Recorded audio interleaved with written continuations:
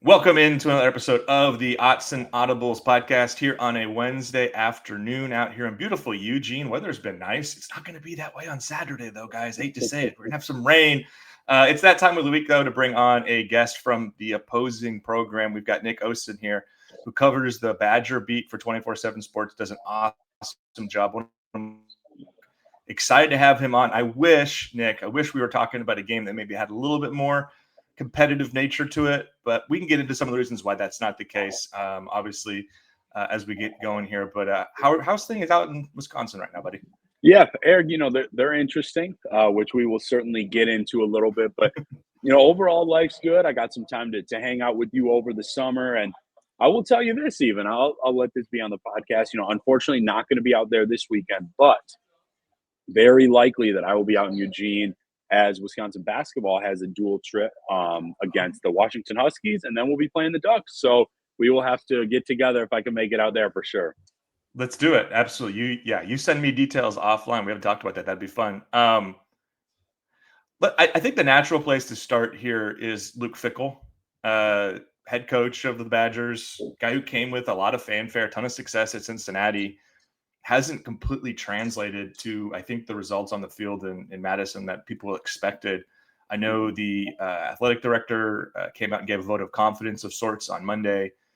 Where are things at with him, from the administration's perspective, but then also we both run message boards. We know how fans get. Like, what's kind of the fan conversation right now with Luke, and do they want him to continue to be the head coach? Yeah, Eric, it's a fair question, man. It's a fair place to start. So, I mean, first and foremost, things haven't gone how many would have expected, how the fans would have expected, how the staff, I think, would have expected. I do think their expectations were tempered pretty quickly, I think, in their transition. So I will say that.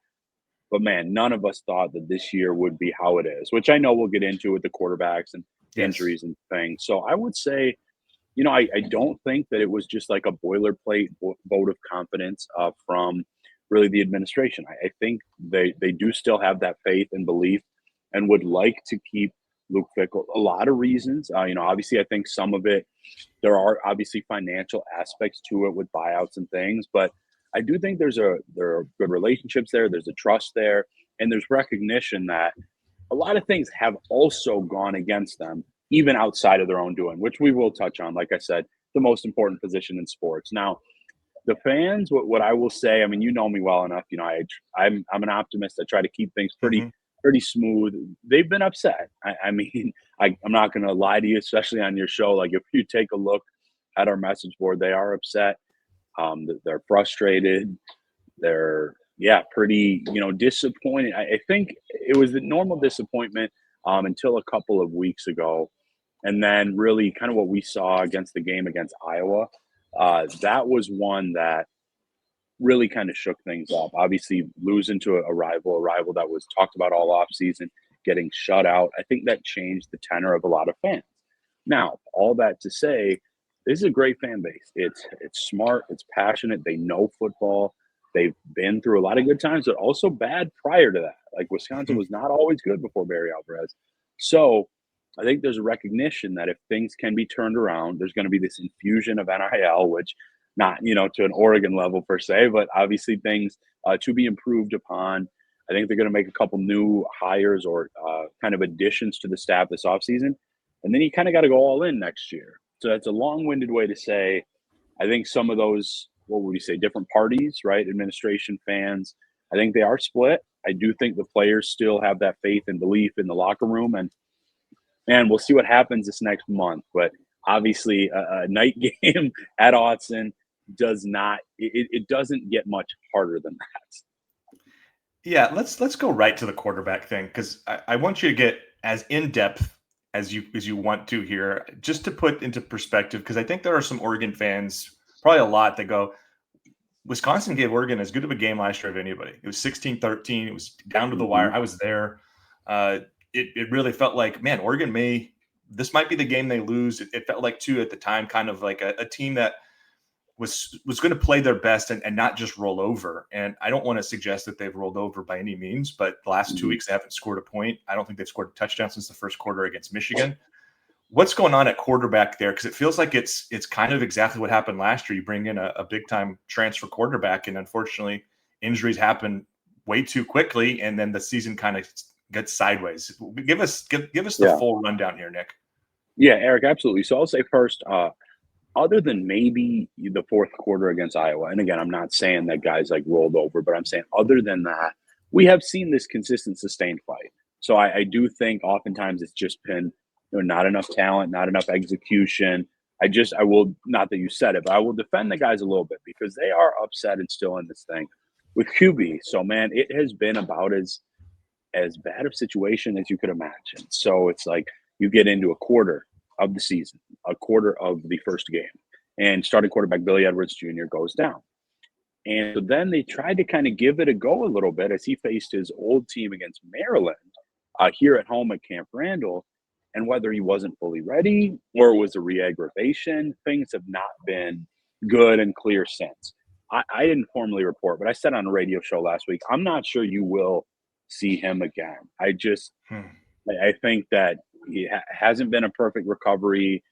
There's this weird aspect, which I've not heard from anyone of substance, but it is a thing that is mathematically accurate, that he's at this, like, he's under, that 4-game mark where you could maybe still try to get a med reg. Hardship waiver. Yeah, or hardship waiver and try one more time. Some say that's not guaranteed, even if he did want that. So we'll see. So then it's Danny O'Neill, who is 18, 19 years old, started as a true freshman out west, a little closer to you guys, at San Diego State. He put up great numbers, and he flashed here, Erik. But then once the competition kind of increased, I think of against Alabama, and then it was Maryland, he struggled. And he struggled. It wasn't just his fault. None of this is just kind of on one coach, one spot, one position. But he didn't do great. Then they turned to Hunter Simmons at Michigan. He actually played okay that game. The stats wouldn't jump out, but like he was decently in control. But then he throws 2 really rough interceptions early on against Iowa that sets them back. So all of that to say, there's not a clear-cut solution. If Billy Edwards Jr. is not healthy, I still think in a game like this, I like Simmons' floor just because I think he's just a little bit quicker at processing. He's an older guy. He's like 23, grad transfer guy. And then I think after this, the way the season's gone, maybe you give a look to the young freshman quarterback Carter Smith, making sure that he can still keep his red shirt. Because is it bye week after this, Nick? Yeah. Yep. Exactly. So it's these 2 huge opponents. Ohio State, obviously, I think the best 3 teams in the country personally are in the Big Ten. So I think you got, Oregon. I know they're number 6 or so, but I think they're third best. I think it's Ohio State, Indiana, Oregon.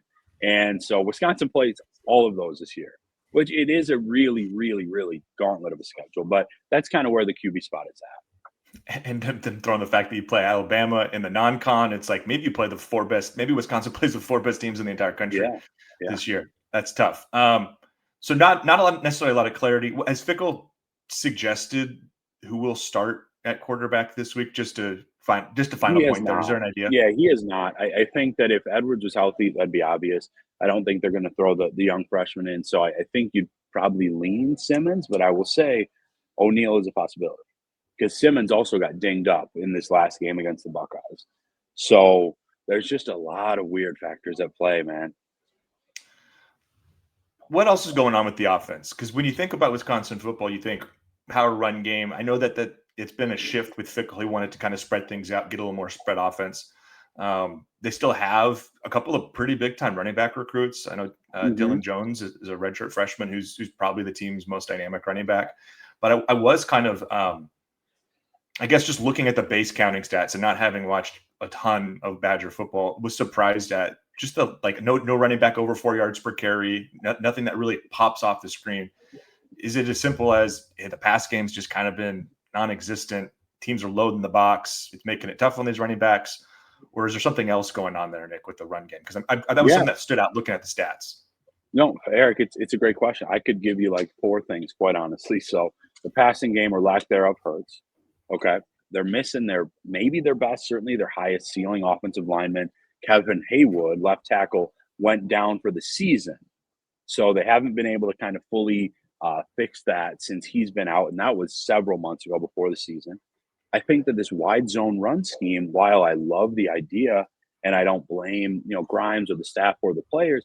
I don't think the running backs have been quite as well adjusted at times with that, rather than kind of some of the split zone or obviously air raid we've seen the last 2 years. So it affects, it's different, right? I mean, I know the game, the blocking is different. So then the vision needs to be different. So that's a thing. And then the offensive line, I would say the last 2 weeks is trending up a little bit. But prior to that, there just was not kind of this focus of cohesion and success there. So all of those combined together, it's been tough to run that ball, man. What's the confidence level from your side that the touchdown streak, that the shutout streak ends in Eugene this weekend? And I believe it was the most in a long time to have 2 consecutive shutouts. Do you know has Wisconsin ever been shut out 3 straight games? I don't think so. I know that this record per se was about 50 years. I think it was 48 years ago, at least back to back at home. And so where I'm kind of at is, look, Oregon has dudes, speed, athleticism, skill all over the field. That said, again, I don't think this team has like given up, rolled over. I do think there's going to be a little bit of an influx of speed and some young talent getting some opportunities. So while I'm not saying the Badgers are going to win or anything, Erik, I do think you'll see that streak end this weekend. I give them a little bit of a credit.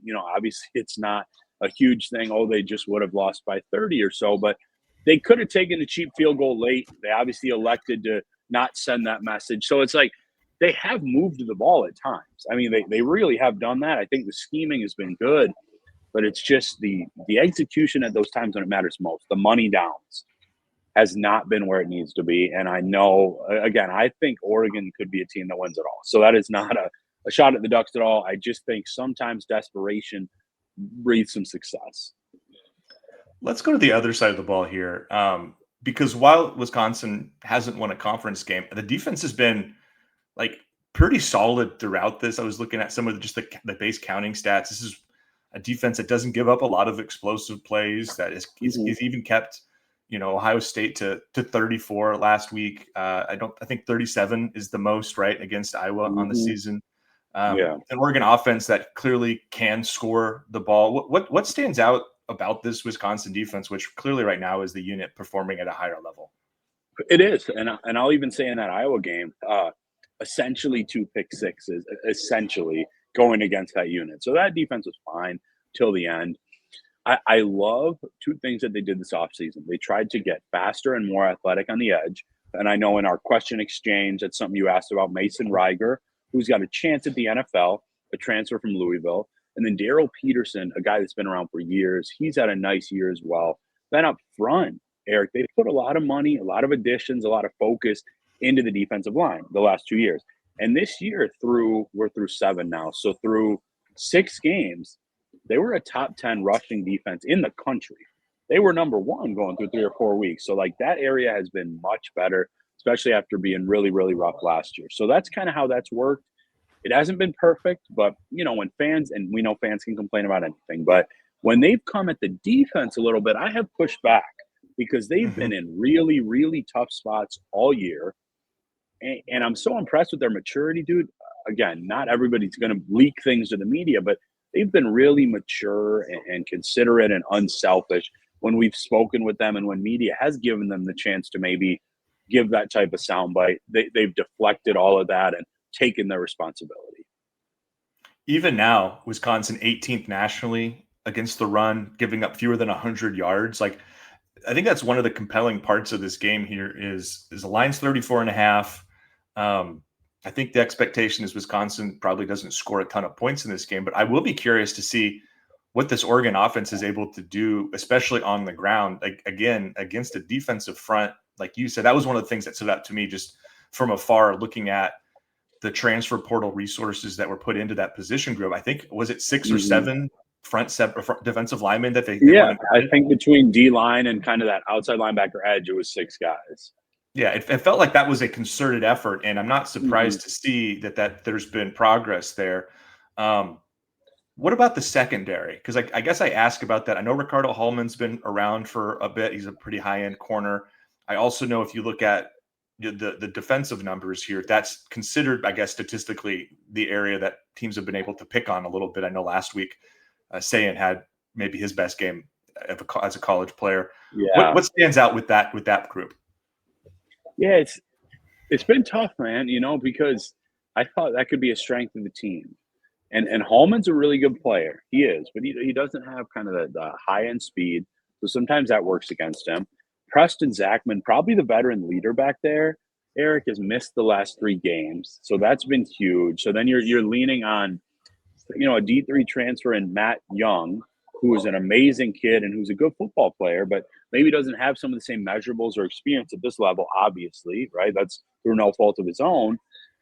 And then, the corners haven't been as good as they should be, but there have also been some growing pains that you can't really place on them because they've been playing true freshmen and essentially a redshirt freshman, Emilio Agard, there too. Those guys have had some really good moments. But the other corner that was supposed to start, Nizier Forkerine, has been in the middle of one of the weirder eligibility court things you'll ever see. Right. Yeah. I remember reading about that. That's why sometimes I say, Fickell and the staff are not without faults.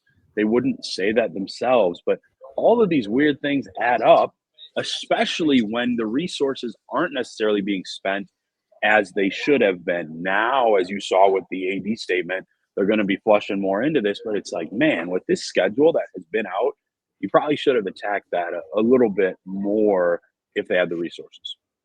I got 2 more here for you. What would be perceived as a successful Saturday for Wisconsin? I don't want to say there is a 0% chance Wisconsin wins this game. I think ESPN's like FPI gives them like a 5% chance. I mean, that's very slim. But what would be a result that you think the fan base would rally around going into a bye week? Because it does feel like sometimes when you lose this many games and you go on the road and you play a team of Oregon's caliber, you keep it relatively close. The offense maybe takes a step. The defense continues to be impressive in the areas it's strong at, maybe takes a step in areas it hasn't been. And people can come away going like, hey, I see progress.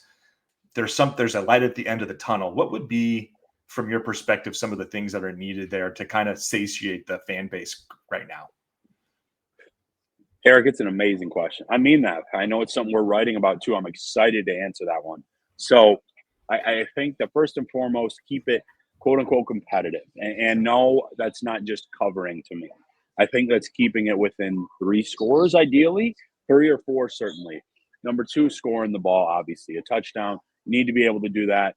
I think 2 touchdowns against this unit with what this offense has dealt with would be pretty good. And third, and most importantly, and something I am clinging to these days, is seeing some of the potential of the young talent. Because when people have asked me something that, what can you be positive about with this group, with the staff? Where would you go without even having to look too hard? I've said that, Erik. They've got probably 5 or 6 true freshmen, maybe 11 or 12 along with the redshirt freshmen that have been playing and that have legitimately flashed and shown potential to be all Big Ten down the line. I do mean that. Especially you will see these guys, and little nugget here, one of these guys might even start or get more chances. Cooper Catalano and Mason Post at linebacker covered their recruitment for years. Guys like that will give the fan base some, I love how you put it, kind of some excitement, a little bit of sustenance for a little bit going into the bye week. Nobody's expecting a win here. I'm not expecting one. I'm not picking one, but I do think you can hang for even a quarter and a half. People would be happy with that because everybody knows, other than the Buckeyes, Oregon probably has the highest floor in the country.